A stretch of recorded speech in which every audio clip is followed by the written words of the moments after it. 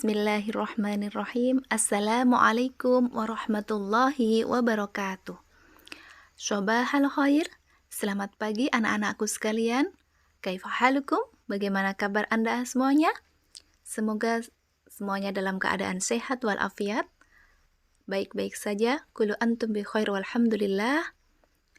Dan tidak lupa Ibu selalu mengingatkan kepada anak-anakku sekalian untuk senantiasa menerapkan protokol kesehatan, mencuci tangan pakai sabun, menjaga jarak, dan menghindari kerumunan.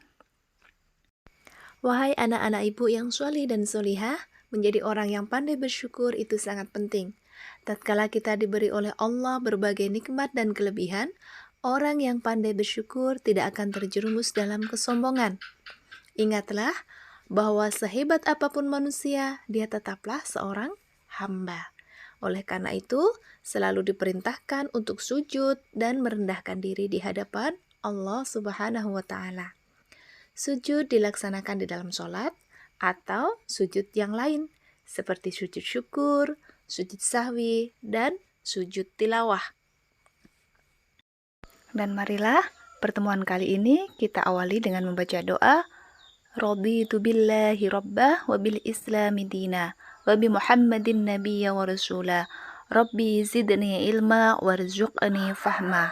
Amin. Si dasar yang akan dicapai pada pembelajaran kali ini adalah memahami tata cara sujud syukur, sujud sahwi, dan sujud tilawah. Indikator pencapaian kompetensinya yaitu menjelaskan pengertian sujud syukur, menyebut sebab-sebab sujud syukur, menjelaskan tata cara sujud syukur, menjelaskan pengertian sujud sahwi, menyebutkan sebab-sebab sujud sahwi, dan menjelaskan tata cara sujud sahwi, serta hikmah dari sujud syukur dan sujud sahwi.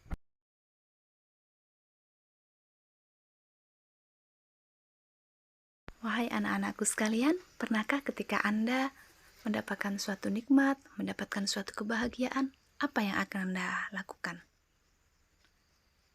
Nah, pada pertemuan kali ini, kita akan membahas mengenai sujud syukur.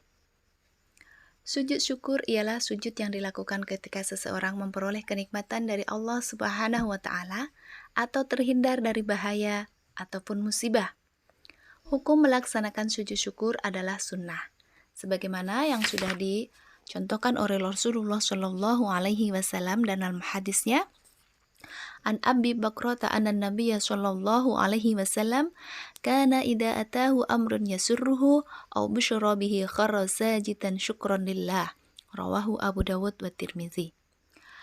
Artinya, dari Abu Bakrah, sesungguhnya apabila datang kepada Nabi sallallahu alaihi wasallam sesuatu yang menggembirakan atau kabar suka, beliau langsung sujud bersyukur kepada Allah. Hadis riwayat Abu Dawud dan Tirmizi. Jadi, apabila kita mendapatkan nikmat dari Allah ataupun kita terhindar dari suatu musibah, kita disunahkan untuk senantiasa bersyukur kepada Allah. Salah satunya adalah melakukan sujud syukur. Jadi selain kita mengucapkan ucapan syukur, kita juga disunahkan untuk melaksanakan sujud syukur. Selanjutnya, kita akan membahas bagaimana tata cara melaksanakan sujud syukur. Tata caranya yaitu yang pertama menghadap kiblat. Kemudian niat untuk melakukan sujud syukur. Selanjutnya adalah sujud satu kali seperti yang dilaksanakan di dalam sholat sambil membaca Subhanallahi walhamdulillah wa la ilaha illallah wallahu akbar wa la hawla wa la quwata illa billahil aliyyil azim. Kemudian duduk kembali. Setelah itu mengucapkan salam. Selanjutnya adalah hikmah melaksanakan sujud syukur. Yang pertama adalah terhindar dari perilaku takabur dan kufur nikmat. Orang yang mendapatkan nikmat dan kelebihan, kalau tidak berhati-hati maka dia akan lupa diri, sehingga menjadi angkuh dan sombong. Dengan melakukan sujud syukur, maka kita akan terhindar dari sifat sombong atau angkuh tersebut. Yang kedua adalah memperoleh kepuasan batin berkaitan dengan anugerah yang diterima oleh Allah, sehingga kita dapat memanfaatkan dan menggunakan nikmat Allah dengan baik. Kemudian yang selanjutnya adalah menambah keimanan dan semakin dekat kepada Allah Subhanahu wa Ta'ala. Yang keempat, memperoleh tambahan nikmat dari Allah Subhanahu wa taala dan selamat dari siksanya. Karena semakin kita bersyukur kepada Allah, maka Allah akan menambahkan nikmat yang berlipat ganda. Kemudian yang kelima adalah termotivasi untuk berperilaku santun, empati, dan mudah berbagi dengan sesama. Oh ya anak-anakku sekalian, pernah nggak ketika sholat, Anda tiba-tiba lupa atau ragu-ragu dalam jumlah rakaat sholat? Misalkan, sholat Isya, tadi sudah 4 rakaat atau masih 3 rakaat ya? Nah, kalau mengalami hal seperti ini apa yang Anda lakukan? Atau mungkin ketika sholat lupa tidak tasyahud awal. Kita ingat ketika kita sudah berdiri dan membaca Al-Fatihah kembali. Nah, apa yang akan Anda lakukan? Apakah sudah tahu jawabannya? Nah, marilah kita akan mempelajarinya pada materi selanjutnya. Jadi pernah belum mendengar kata sujud sahwi? Ya, oke. Anak-anakku sekalian, sujud sahwi adalah sujud yang dilakukan karena lupa atau ragu-ragu di dalam sholat. Sujudnya dilakukan sebanyak 2 kali dan dilakukan setelah membaca tahiyat akhir atau tasyahud akhir sebelum salam. Selanjutnya adalah sebab-sebab seseorang melakukan sujud sahwi, yaitu yang pertama, lupa melakukan tasyahud awal.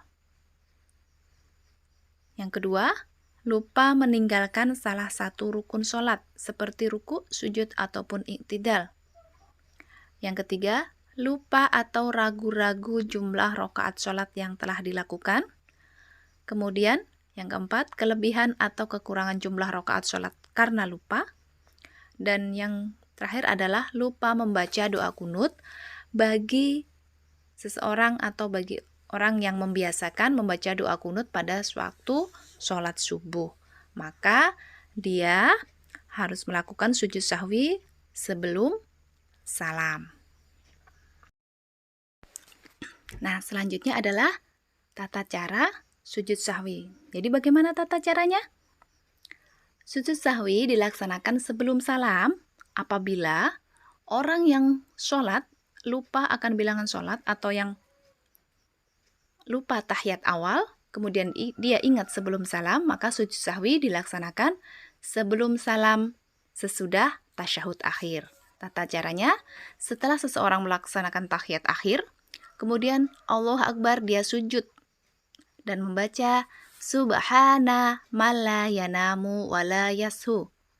Setelah itu bangun dari sujud, Allahu Akbar, duduk sebentar seperti duduk di antara dua sujud. Setelah itu, Allahu Akbar, dia sujud yang kedua dengan membaca bacaan yang sama, Subhana malla yanamu wala yashu. Setelah itu, duduk kembali dan diakhiri dengan salam.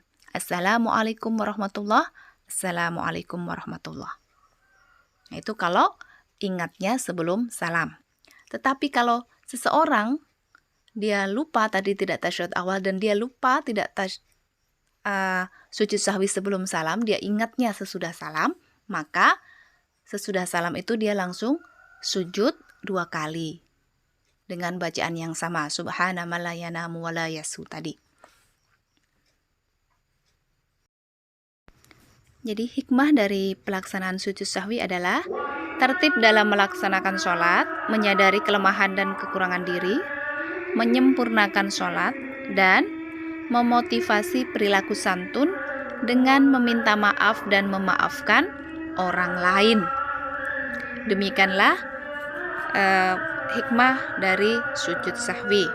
Ya, anak-anakku sekalian, kita hari ini sudah mempelajari mengenai sujud syukur dan sujud sahwi. Apabila ada hal-hal yang belum paham atau belum jelas, kita bisa mendiskusikan melalui WhatsApp, mungkin bisa juga bertanya kepada ibu melalui SMS, atau bisa berdiskusi dengan teman. Nah, untuk pertemuan selanjutnya, nanti kita akan membahas mengenai sujud tilawah. Untuk itu, marilah pertemuan pada kali ini kita tutup dengan membaca doa kafaratul majlis. Subhanakallahumma wa bihamdik asyhadu an la ilaha illa anta astaghfiruka wa atubu ilaik. Assalamualaikum warahmatullahi wabarakatuh.